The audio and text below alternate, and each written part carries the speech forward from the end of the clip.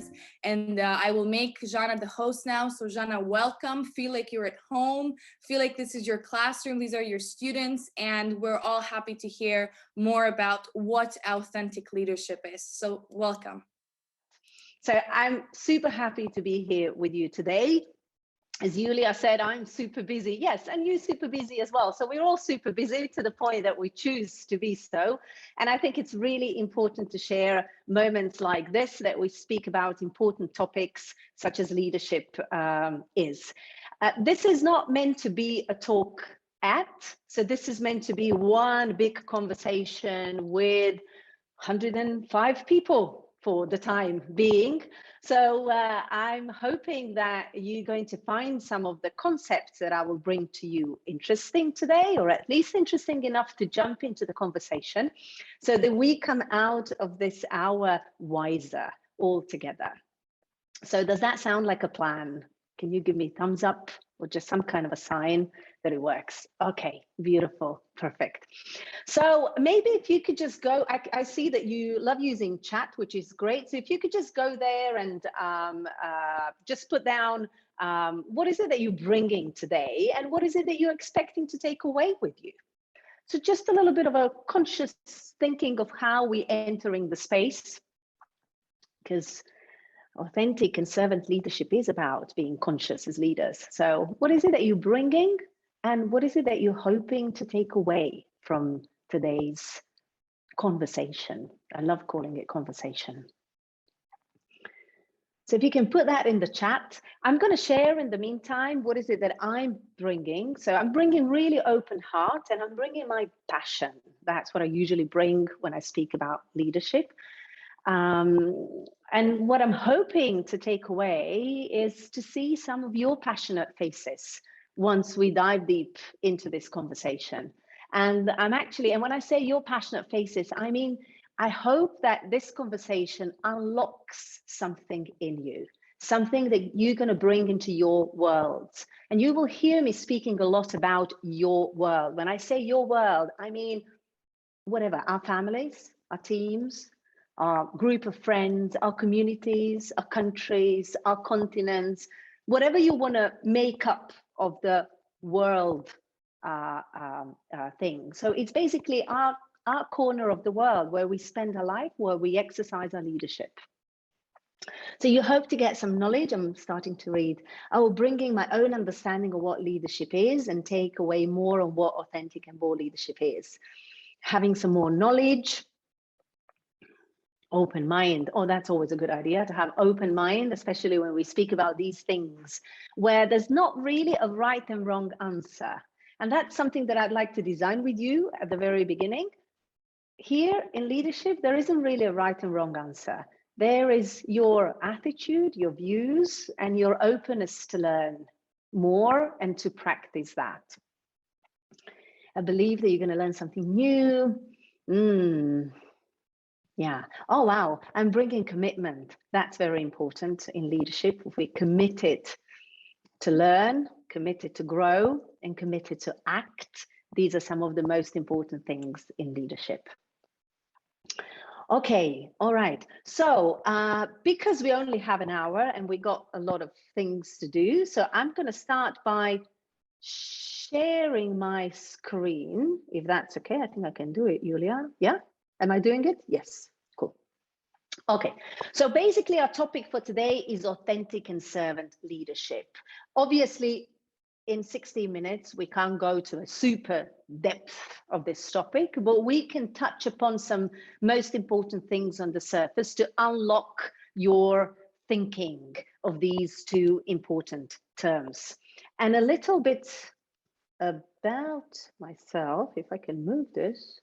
Yeah. So Julija already introduced me, and I'd like to introduce myself in terms of the pictures in a way. So if I start from the left-hand side, I'm going to say that I am a very proud author of this book, Bold Reinvented, in which I offer the concepts that I've learned about leadership and a lot of my personal stories as well, how I had the opportunity to exercise leadership. As you can see, my company is called Bold Leadership Culture, which tells a lot about what is it that I believe in, I actually believe in creating bold leadership culture all over the world, in which we can, what does that mean actually? Culture in which we can step into our authentic leadership, in which we can completely honor our values, but for what? To be in service of our worlds. That's where the whole culture comes in. So as leaders, we're never alone, right? Somebody told me once, if you are a leader, and there's no one following, there's no one there, then you're just going for a walk. You're not leading anything or anyone. And it was really an eye-opening thing for me, understanding that whatever is really important for us in our leadership is something, I'm just looking at this comment, is something that we cannot do alone. Thank you very much for this comment. I'm open to learn about community concern, because for me, that's what leadership eventually is all about. How concerned we are about what's happening in our communities and how we can act on that. And the rest of these pictures are actually showing my sort of past life. I was a corporate communication director in an oil and gas industry. I had some lovely moments there and I had some challenging moments there. And it's really nice to not to just be speaking about leadership, but to have the opportunity to experience real functional leaders and be one of them. And the rest of it, you can see my family there, you can see my husband, my son, my stepson, and you can see me in one of the workshops where I move my hands a lot and I speak a lot with passion. And you can also see a picture of me just being there with myself, somewhere in the middle of the nature. So leadership is about being among other people, and sometimes leadership is about being alone. Not because we can't be with other people, but because we need that time for ourselves to self-reflect and to become more intentional and more conscious about what is it that we want to bring to our communities as leaders. So that's a little bit about me. And now I have a question for you. Are leaders born or made? What would you say? If I ask you to put your answer in a chat to this kind of opening questions.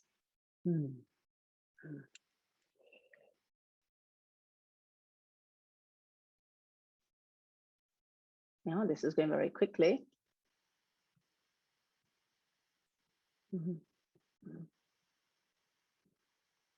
Some leaders are born, others are made and born. Yeah. So I can see your answers going in a direction that they're both born and made. And here is my view. From one perspective, I feel this is both correct answer. I think leaders are born, but in the perspective that we're all leaders. So in that sense, yes, leaders are born, because we can all step into our own leadership. And that requires from all of us to learn, which means that basically once we come to this world, through learning, through our development journeys, we can all be made into leaders. So having said that, I can clarify with this.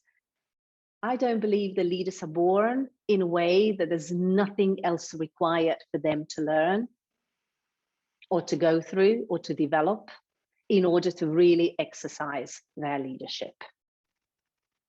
So I want to offer now 2 quotes. One of them says, leaders aren't born, they're made. And they're made just like anything else, through hard work. And now we can debate here what the hard work really is. Is that really the hard work, or is it a committed work? Or what does it mean for each and every one of us? When I read this quote, many times I think of this hard work as a change. We made into leaders through a process of change. And that's why our experience of that can be, this is hard, because change is hard. And then thinking about that, I came across another quote, which I really like, that says, you don't need to change yourself. You need to come home to yourself. And that changes everything. Now, here we're already tapping into authentic leadership. Authentic leaders come home to themselves. Wow, I love some of your comments. Hard work here can mean getting up after every failure and working on yourself to be a better leader one more time. This is a wonderful perspective of a hard work. Yes, getting up every time you feel, this was a failure. So differentiating between this might have not worked and I am a failure, right? So making a clear distinction between these two. So it's not I am a failure, but it's actually, this didn't work. I need to get up and I need to continue. Hard work is the journey of life that shapes our convictions very much. Now, somebody here is already ahead of my presentation because we're going to step into our convictions and our beliefs and what's happening there. Is it Wangari? Do I pronounce your name correct? Do you want to share a couple of words? What's coming up for you when you read these quotes? Oh, can you? Do I need to unmute you? Can you unmute yourself? Oh, is it working? Yes, I can. Cool. Okay. Yeah, when they say hard work, I am thinking that nobody came to work on you to become a leader, but the life that you have gone through, the phases of life, the hardships and everything else has shaped your conviction that makes you to be a leader now. Yeah, beautiful. Yeah. So it comes out when I'm listening to you, Wangari, I'm thinking about it's our choice as leaders to step into every experience, learn from it, and allow it to shape us as leaders. Yeah. Right. Okay. Lovely to thank you for sharing that with us. Okay, so if we move forward.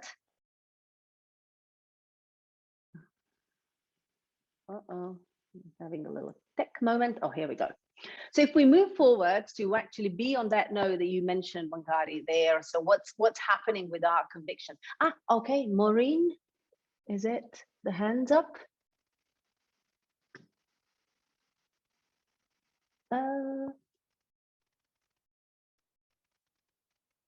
I am so sorry. I'm having a little bit of a tech moment here. I can't find you now to actually unmute you. Julija, is there any possibility for you to help, or shall I just move on? Let's move on. Okay, cool. So basically, now we've come to the topic of a leadership development, basically. So if leaders are made, that means they need to go through a process of leadership development. Now, what does that really mean? And maybe even more importantly, what gets in the way in that journey, right? What do you think gets in the way in that journey? Let's hear from some of you. What would you say? And you can put it in the chat if it's easier. We get in our own way. Wow, lovely. Yes, we get in our own way. In the first part of my book, I say that leadership development starts by confronting yourself first. So it's us who get in the way. Yeah, we fear. Yeah, a lot of things. We fear whatever, failure or rejection or vulnerabilities. We have self-doubts. Exactly. We have certain perceptions. We call them assumptions, right? Fearing what other people will say about us. So it's in a way fearing being judged. So notice that when we speak about all of that, it sounds like something that we call an inner game of leadership. And now here is a little teaching moment where I would like to differentiate between outer game and inner game of leadership. And if for a moment you look at this slide, you will see that this outer game, this what we call a domain of training, is quite small compared to the domain of development or the inner game of leadership. Or basically, it's just the top of the iceberg. And it consists of our knowledge and skills and some technical expertise and some experiences, kind of a hard stuff that we also have to learn, especially to be functional leaders in a certain context. But leadership is very much about the inner game, about this domain of development. And now just notice what's written here in this a bit of the inner game. It's called the internal OS, the internal operating system, as if we were computers, and then the internal operating system that runs the show. So how do we make meaning of the world and the situation around us? And then based on that, how do we make decisions? And then how self-aware we are, what's our emotional intelligence, what's our inner beliefs, assumptions, or perceptions and convictions that you were calling them, what's really our self-identity, right?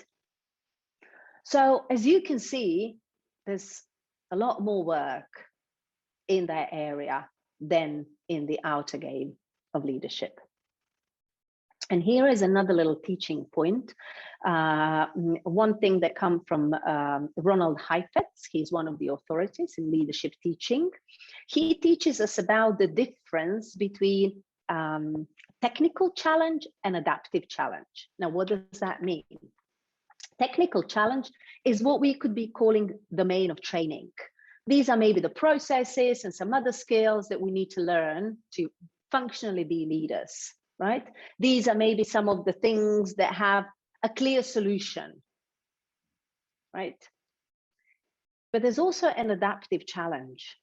And this is basically, how do I adapt my internal operating system to the new circumstances around me, to the requirements and the challenges of the context? How do I change the way I see the world? And one of the most beautiful and also the hardest thing about adaptive challenges is that we are the solution as much as we are the problem. So we're standing in our own way, if you like, and when we're open to learning, we can also be our own solution. So isn't that at the same time the most beautiful and the most challenging thing to face?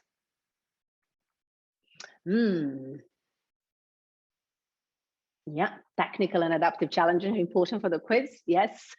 And here are some of your thoughts. I think that internal operating system mostly has to do with social and cultural exposure.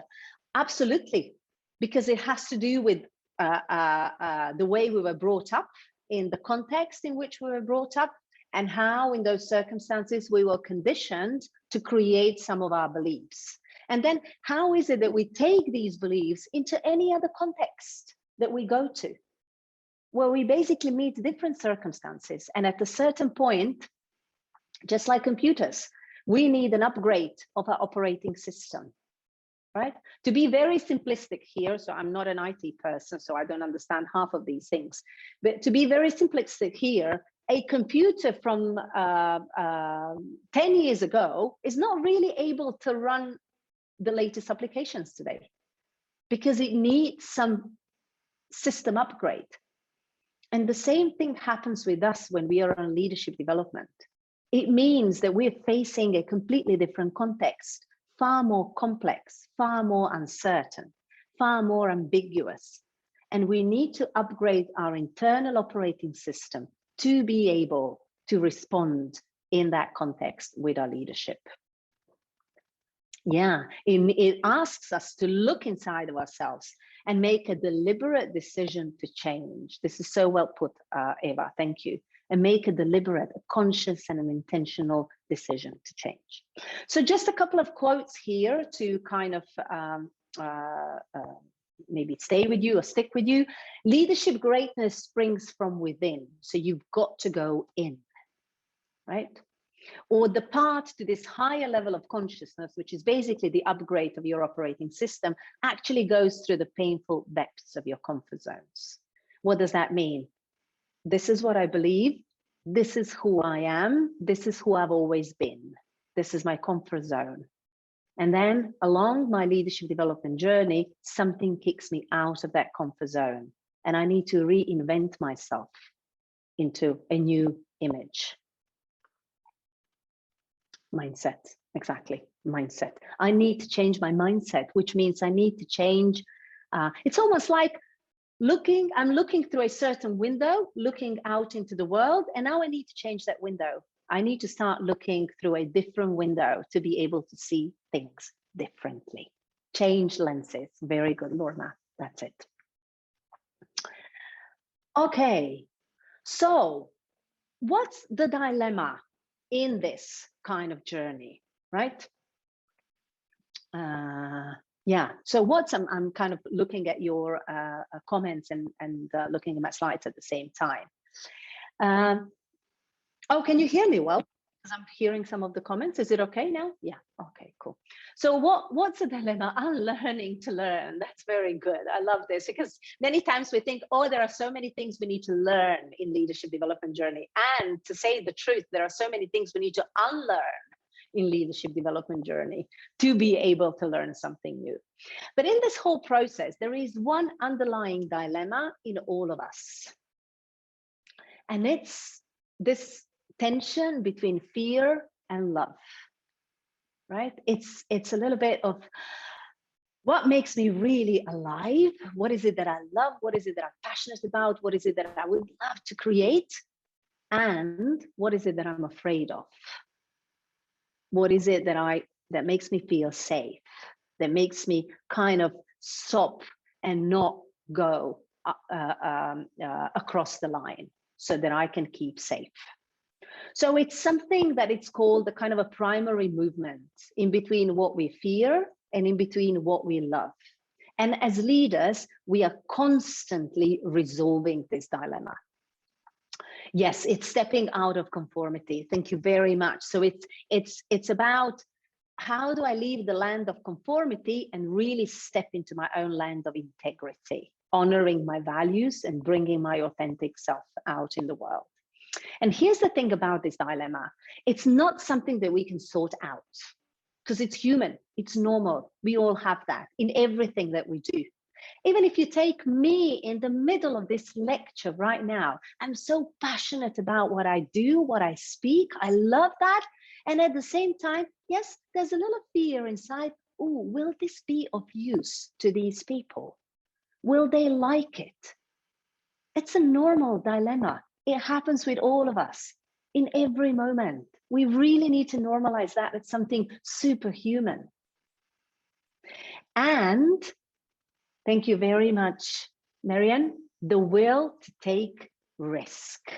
Once we leave the land of fear and we step into the land of love, we're actually just said to ourselves, you know what? I am willing to take this risk because it matters. One little detail that I want to share with you. This is something that I read the other day as I was preparing also for the other lecture. There was an entry exam at Princeton, obviously for undergraduate students. And these students were getting the set of questions, but they were divided, a set of the same questions, equal questions, but they were divided into two groups. And one of the groups were presented with the questions in this way. Let's see whether you really belong here. So it was presented in a way of being a threat. You know, let's see whether you can deal with these questions, whether you can answer them, whether you really belong here. While the other group, who got the very same set of questions, said, you know what, let's give you this challenge. Take this opportunity and give your best. And at the end, the group that was put in a threat-like environment resolved the test with a 72% of success. The other group that was put in a challenge environment resolved it with 90% of success, which can basically speak to the fact, how is it that we operate when we operate from fear, from something that we consider things to be threats and we need to sort of be protected? And how is it that we operate when we operate from accepting something, welcoming the challenge and allowing ourselves to be completely authentic and give our best? So that's just a little example of how feeling the fear or feeling the love can impact us in our leadership. So basically, to refer back to what some of you said before, willing to take the risk. This is part maybe of the best leadership definition that I've ever heard. Leadership is a risk that we choose to take in order to create what matters most to us. So leadership is always a risk. Without risk, there's no leadership. Because leadership always brings a certain change with itself. And that's always a risk. We're always confronting someone or something. And we're doing it because we're so passionate about creating something that we find the reason why it's worth to take that risk. Yeah. Joyce is saying here, be open to criticism. Yes, criticism is a form of feedback, right? So there are perspectives that we can take on criticism. There's a perspective that we can take, oh, I must not be criticized because it's going to paralyze me. Or there's a perspective to say, well, I'd love to hear that. I'd love to hear what is it that I can do better. One thing that my mentor taught me when it came to public speaking, and it was super important for me, kind of normalize things. It was this. He said, you know what, when you go on stage, and going on stage is a metaphor, mind you, we all go on stage for something, right? When you go on stage, there will be people who will really like you. You're going to inspire them big time. There will be people who really won't like you. They just won't find any value in what you bring. And there will be those people who won't even notice that you got on stage there. And it's really important to normalize all these kinds of feedback that you receive. As long as you're able to find that passion inside of yourself and say, you know what, it's still worth the risk. Yeah, never be afraid of feedback. A negative and positive criticism, it's just a source of information for us. So let's just check a little bit. Any comments or any questions so far that you'd like to share? How is this working? Does it make sense? Do you want to add something? Do you want to ask something?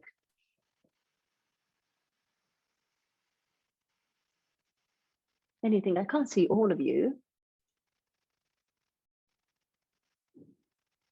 You can use the chat, or you can voice out. We're good. Okay. Okay. Okay. Yes, we must be ready to be vulnerable and accept negative feedback. Vulnerability is a huge part of leadership. Hamisa, you raised your hand. Let's see.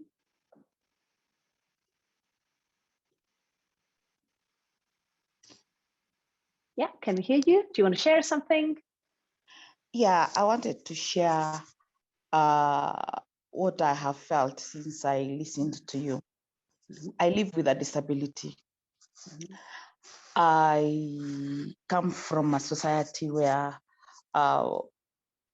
persons living with disabilities would be taken for sympathy all along their lives. And I have tried otherwise, because when I was growing up, I saw people begging on the streets. And I was asking myself, do I want to be where these other people are? Do I want to be taken the way they are taking me for? So I developed something that today I have known what it is. I started working hard. I made my own decision. I worked hard to where I am right now. And I've been leading in different ways, from childhood to almost 50 years right now. And what I've had today is what I've really been asking myself. Why did I think otherwise? And why am I here? And the rest of my colleagues with disabilities, the rest, those who I went to school with, they're not where I am. So today in my life, I have had something I have never had. It had really given me encouragement. that it's a feeling. It's something that you need to build yourself upon. That's what I'm feeling from the start, from the time I listened to your video to now I'm listening to you. That's what have brought up. I'm from a society where persons living with disability are less, then women are less. So I'm both. I'm a woman and also a person living with disability. So I was a victim of sorry. We'll help you here. Don't do this. You'll fall down. And when you fall down, and like everyone pays attention, but I developed a character where when I fall down, I laugh. Then the rest of the people laughed. So now they develop that when I laugh, they will only give me time to see how I'm going to raise up. You know, they're not going to come and pull me the leg, the hands. That's what they do. But pulling me, it's hurting me. It's not helping me. So when you give me time, I'll do whatever I can, but I'll still stand up. So thank you so much. Yeah. Thank you so much, Hamisa, for sharing this. So what I've just heard from you is something that I deeply believe in. I was taught that kind of premise when I learned to be a coach, that people are naturally creative, resourceful, and whole. And sometimes with our best intentions, when we feel, oh, we need to help someone, we're not actually allowing them to show their own strength and to show their own empowerment. So every time we think in our heads, oh, I need to help someone, a leader thinks, now wait a second. Is that person naturally creative, resourceful, and whole? Do I believe that every person is naturally creative, resourceful, and whole? It's another thing to walk beside someone and be of a support. And it's another thing to think, oh, you can't do this on your own, so you need me. Leaders don't create dependent relationships. They create supportive relationships, but not dependent relationships, because they believe everyone is naturally creative, resourceful, and whole. Thank you so much for sharing this. If I could use one word to explain what you've just shared with us, I think that one word would be empowerment.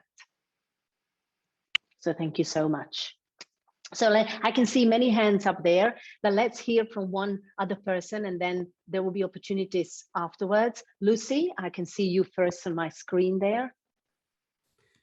Yes, I thank you for your talk. I think to reinvent, one, the reason, the cause that you're up to, what you're up to must be so strong. And so the push must be so strong, like almost like when you're having a baby, a woman is having a baby, the pain must be so strong for you to accomplish what you want to do, that it propels you against fear and takes over from fear and makes you run. That's what reinvention to me looks like. Yeah. So thank you for sharing that. You've actually stepped into another concept that I'm just going to offer here right now, because you speak about push. I want to offer a slightly different word, and it's pull. And to go back to your metaphor of having a baby, I think whoever's had the baby can never forget that pain. So it's a pull, actually, out, which means that when we feel this is something I have to do, despite of all the risks, we feel pulled towards it. It invites us. It invites us so much that we cannot say no, even though we're stepping into pain. But we cannot say no, because it speaks to our values. It speaks to who we truly are from the inside. So thank you so much for sharing that. Okay, Janet, I can see you, and I just have to give you an opportunity to speak. Go ahead, share.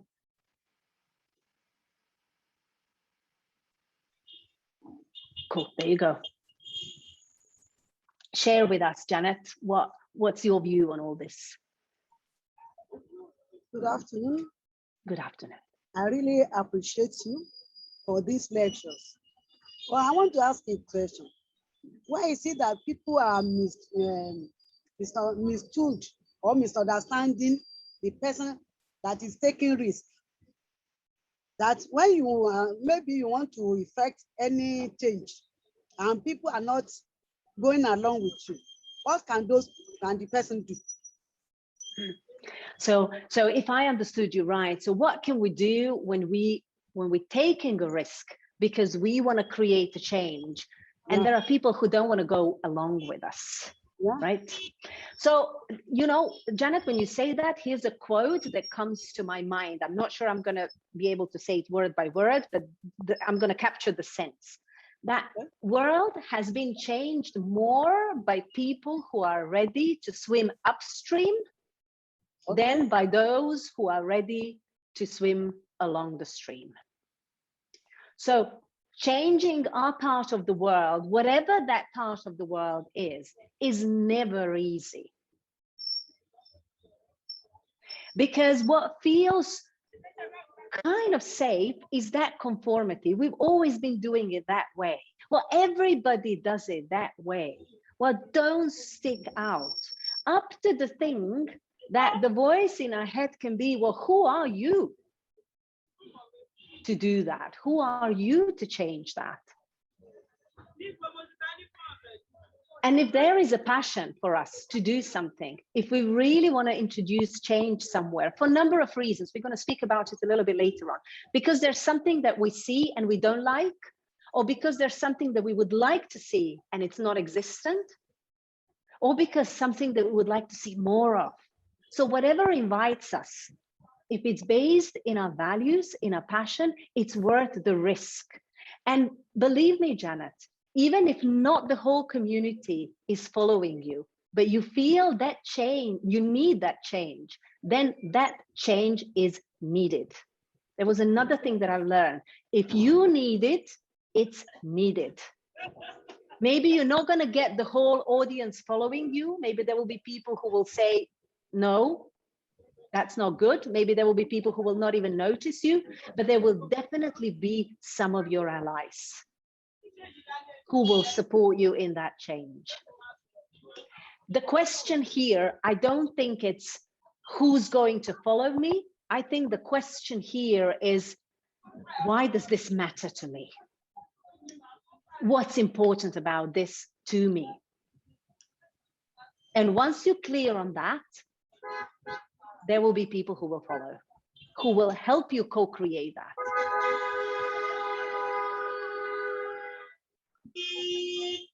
So I'm just going to mute you for a second, Janet. I'm going to understand these horns as a sign of yes, let's go for the change, even if we don't have the whole audience supporting us. So being conscious of the time, and we're going to come back to your questions and to your discussion. Let's just see here, because we're speaking now in the first part of this lecture, we're speaking about authentic leadership. Who am I as a leader, and how do I bring to the surface that authentic leadership? So here is another concept for you to think about. Just like it's human for us to be afraid of some of the things, it's human for us to want to know the answers to everything. If I take that risk and go after that change, will everything work out? Or what are the exact steps? You know, so it's normal, it's human for us to wanting to know the answers. And leadership is so much more about asking the right question. So many times, much more important in leadership is to be able to ask the right question.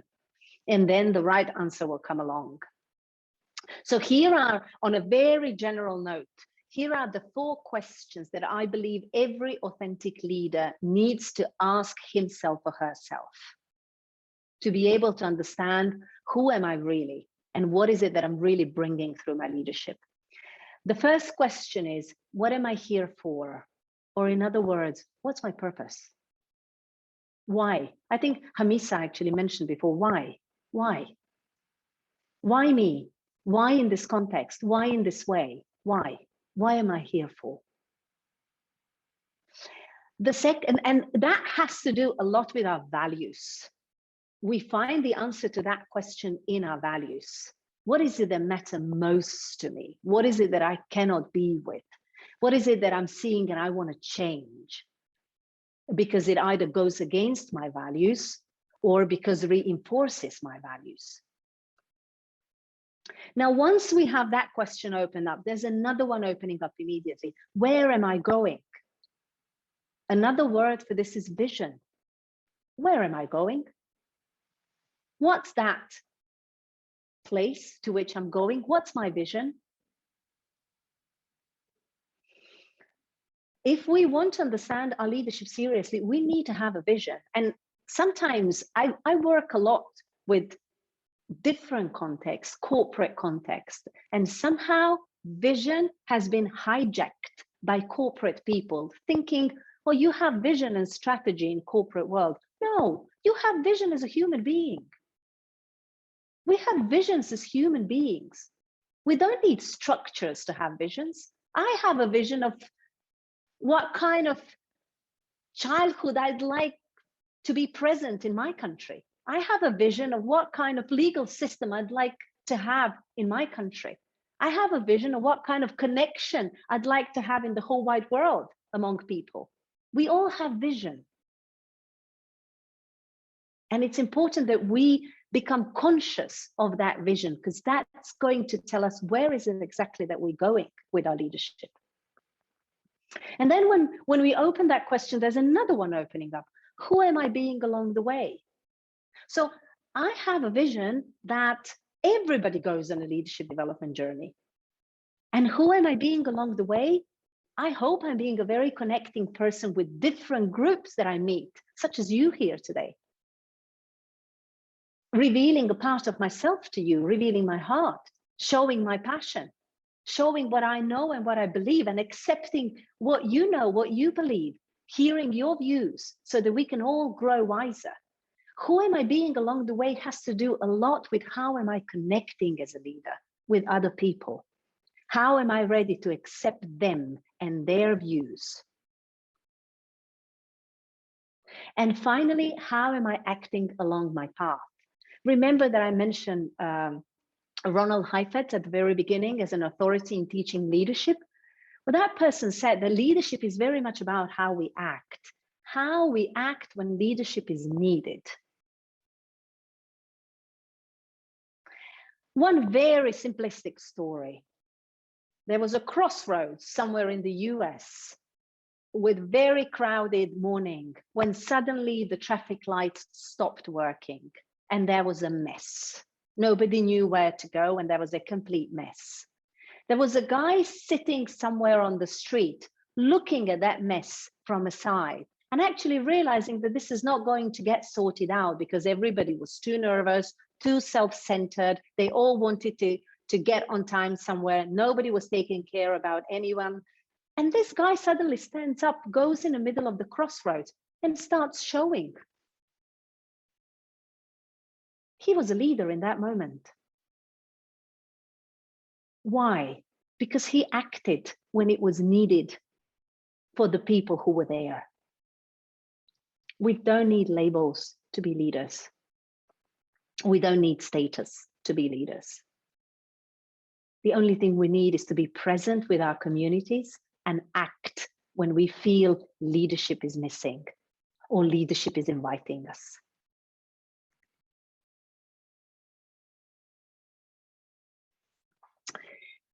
So,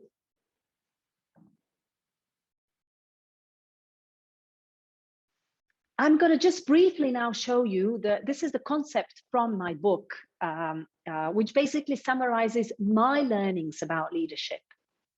I'm calling it SOUL because it has the first letter, so it's an acronym of self, other, universe, and legacy.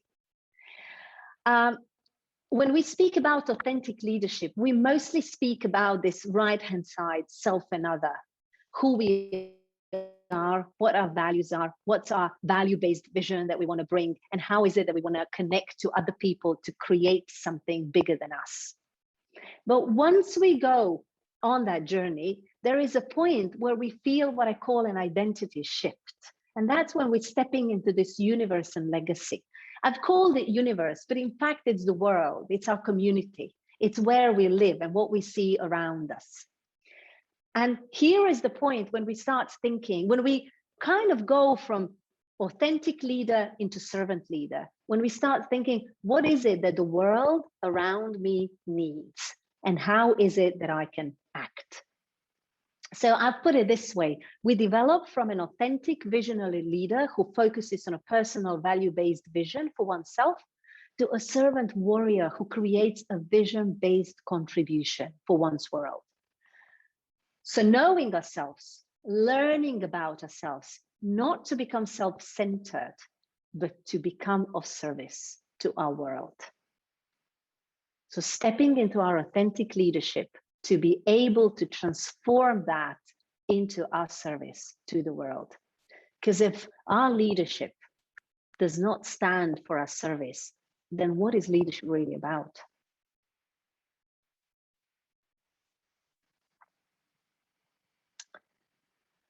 Any questions so far? So I can see some hands. I'm just going to unmute some other people. Joanne, I do apologize if I'm not pronouncing your name right. Joanne Sigu. Hi, can you hear me? Yes, perfectly well. Yeah. Zana, I think someone asked a question, and mine wasn't a question. It was just in reference to the earlier conversation about leadership. It was just an incident I bumped with a friend on Saturday, and she's one of the top leaders in the African Union. And she was saying, John, as much as they hold one of the top seats, it so happens when I walk in a room, it's like no one recognizes me. And it's something that really bothers her. But when we did a deep dive, what we find out is, one, there's structures as well, because you're saying for them, it's about the positions. I'm one of the top executives, so everyone needs to sort of bow down when I'm around. And so she wouldn't understand why people wouldn't be bothered as much as she's a top leader when she walks in a room. No one even recognizes that she's there. And so for me, it was about how can you come back to the ground level? Do you spend time even to say hi to people, or is it just about, I am the boss, I am the leader? So you're rubbing it on everyone's. So I'm now having troubles in hearing you, Joanne. I think you're back. As much as she was saying this, so in essence, she was just saying, as much, I was just trying to tell her that as much as the structures are so tight, can you hear me? Yeah, I can hear you now. Go ahead. Yeah, as much as the structures are so tight, the senior executive was sitting on the uppermost floor and the lower people lower and lower. I was like, you can change that narrative. There's no one stopping you from saying we can work in one cohesive environment. And for me, what I told her is respect is earned. Just because you have a big label and you work for the African Union, people will not bow down to you because of the title. But when they know you and when you are authentic from deep down and your leadership is coming from down up, it's going to be very easy for them to listen and for you to earn the respect that you deserve. So for me, this is quite powerful. It's quite powerful, but also, and it goes along the question that was asked, how do we make sure that power does not get into your head and it's not you rubbing power all over? I am for example, I am the women representative, or I am a member of parliament. I deserve for people to listen to me, and you just stay authentic towards your calling. Yeah, I think that's a question someone asked, but I think would be very important to handle. Yeah. So I think as an answer to that question, there is one distinction that we have to make. And here is the distinction, the way I'm seeing it. So you can tell me afterwards whether it makes sense for you. So there is the leadership from a formal authority position that we talk about. And there is a leadership from an acting position that we talk about. So to make things simple, our positions do not necessarily make us leaders. They do make us formal leaders, but that's not a guarantee that we are actually going to practice, exercise, and show up as leaders. It would be super lovely if everyone who is on a formal position would actually be a true leader. It would be a much better world around us. So what does that tell us? That tells us this. If we get to a formal position, to not forget our responsibility to learn and our responsibility to connect and our responsibility to serve. And if our life context and circumstances are such that we never get to a formal position, do not forget that we are still leaders who can make impact, even without a formal power. If we don't look at things this way, we're just going to reduce leadership to formal positions. And that's going to leave the rest of us feeling very helpless and powerless.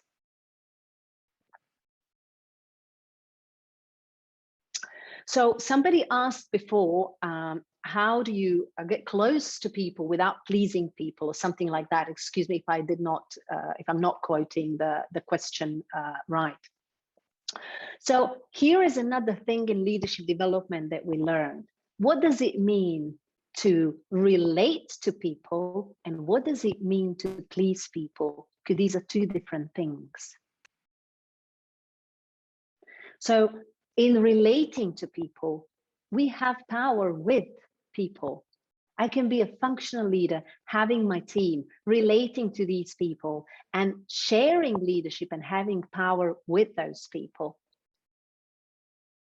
as opposed to giving my power away and pleasing them, or as opposed to putting my power over and controlling and commanding. So just notice the difference of a leader, of a true leader who relates for the sake of a vision. And no position in reality can actually mean getting away from people and not relating to these people, because in that way, we're never going to be able to enroll people in anything. I always like to speak about the difference between management and leadership. And I like to ask the first question: who wants to be managed? Who wants to be managed? If you ask us, do I want to be managed? Nobody wants to be managed. But who wants to be led? That's a different story. There's a different energy to it. There's a different type of relating to it. If I feel that I'm managed, I almost feel that I'm less of. But if I feel that I'm led, I feel that I'm being invited to share the vision with someone and help them create that vision. So I hope, Joanne, that this kind of makes sense in terms of how do we show up when we have a formal position. And there's always one thing that I would like to add to that. This is what I've learned, and it helped me a lot in my own leadership, to learn the power of compassion. So people will sometimes show up not out of bad intentions, but simply because that's how they've learned. That's how they think you expect them to show up. That's how they've always been showing up. So having compassion and patience as leaders to slowly teach people a different way, role modeling, that you can be a leader in a different way. I think it's very important for us to try and change our corner of the world through role modeling a different kind of leadership. So I am aware of the time. So I'm just going to go quickly through the slides. So this is basically when we differentiate the formal leadership and the fact that we're all leaders. I like to say that leadership is not a matter of power, it's a matter of concern, right? So rather than thinking, I don't have a position, so I'm powerless, we think, I can bring that change as well, because it concerns me, because I feel that it's needed, and that gives me the authority to try and move things.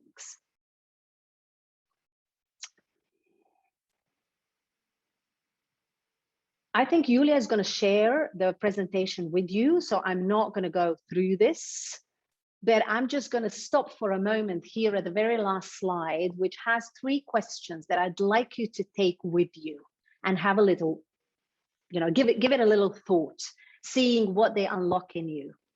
What is it that you're questioning in your world? And when we say questioning, it's like, I like that, I want more of it, or I don't like it, I wish that could change, or maybe this is what we're missing.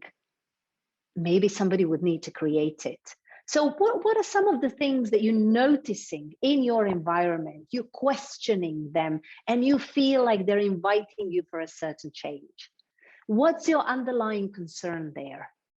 Why are you noticing these things? What's happening for you when you notice these things? And how does that thinking shape your contribution? Or in another simple word, what are you ready to do about it? What's the invitation for you there? So being absolutely aware of the time, Julija, can we at this point sort of unmute everyone and just see if whoever wants to share for the very last minute, some of your comments or questions or observations?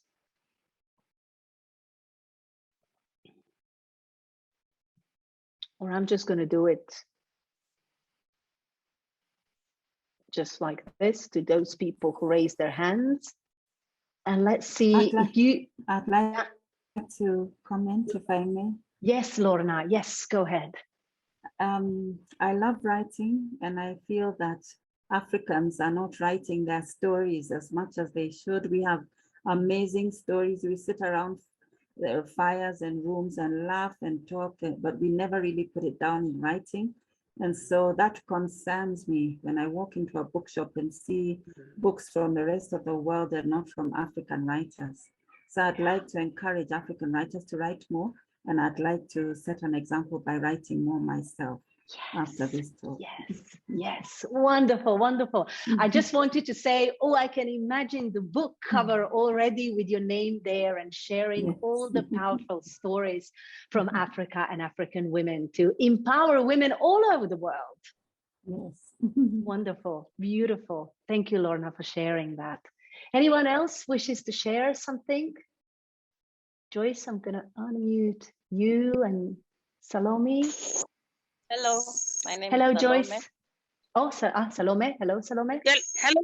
I'm sorry, I cannot put on my video because I'm in a public place, but I really appreciate what you've done today. I've seen your video, and we're asking on how we can get your book. And also, I think we've not heard enough of you because there are a lot of comments today. So if our professor would give you another chance for you to come again and complete what you have not, because I know you have not completed through your video, you have a lot to tell us. Yeah. And of course, I also support the lady who spoke about women writing in Africa.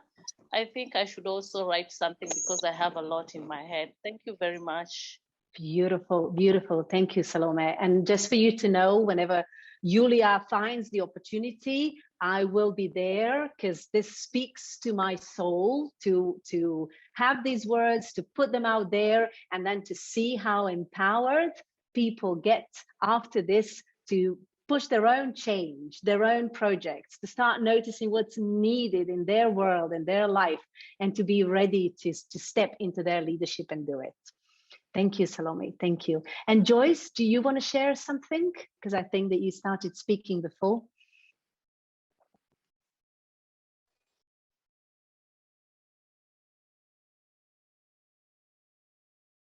No? Okay. So if not, then I'm going to switch to Kate. Kate, maybe you want to say something for the end? Hi. Yes, I would. Thank you very much for that. I just wanted to share my experience with someone who asked about how they would know that people would support them. In an organization that we have here that has a slogan of community collaboration through garbage collection, my mind tells me, I'm like a train driver. So with many, many stops, but the goal or the destination is very clear. I have a strong belief that At every stage, someone will get on board, others will descend back. So we just focus on the goal, where to go, and not too much on what is happening that is so negative. So it's about hope and confidence and knowing and just doing the right thing, irrespective of who is watching or who is listening or who is, just stick to that, because you know that goal is very clear. But thank you very much. Thank you for the opportunity to speak. Thank you. Thank you. Thank you so much, Kate. And this is so such a lovely message to end with. So when you said that, Kate, there is a word that kind of got distilled for me, and that is passion. When we're passionate about something, when we have a goal, we want to create it, we're passionate about that, people will get on board. We will be able to enroll people because they will see the passion in us, and that passion will enroll them. That passion is contagious to not just enroll them, but empower them to jump on board and contribute to the change. So one thing which is super important at the very beginning, and it links to authentic leadership, we need to find our passion. We need to find that pull. We need to find what matters most. And then stepping into risk will be almost a natural thing to do. Thank you very much. I really enjoyed, and somebody was right there. I could be speaking for hours now because there's so much more. And here we go. Julija, over to you.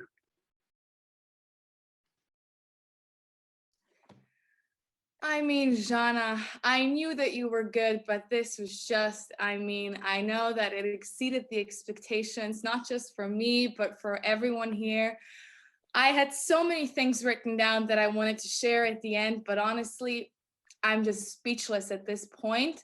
I know that you said we all should have our personal visions, and one of them was for you to empower people, especially 170 women that we have today here in this class. So I want to congratulate you, Zana, because you did. You empowered, I believe, all of us. I did see the pictures, and I had the possibility to see the faces behind and some emotions that were triggered, even for myself. Being in this class is just, and when I say this, I mean this, it's such an honor because I'm very young. Someone believed in me, someone believed I could guide or lead, or I don't even know what I am in this class, but I just know that I'm so empowered by this session. And thank you, truly thank you. And I want you to publicly confirm that we can have a cup of coffee so I can take my little notes and get all the questions that I have written down. Yes, I'm publicly confirming. Yes.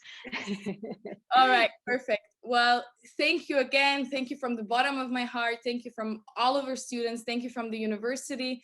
And more, please, if you could just share where this question came up multiple times, where can we buy your book so we can get the answer? So I can share the links for Amazon. I can actually maybe share them with you, Julija, and then people can get it there, or shall I put them in a chat?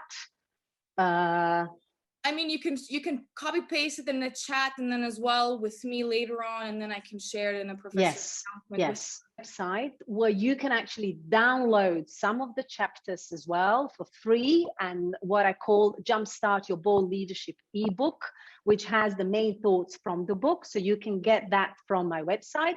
And there's also a link where you can get a book on Amazon from website. It's available as a Kindle edition, and it's also available as a paperback that you can order. So Amazon would be the best bus stop there to get the book.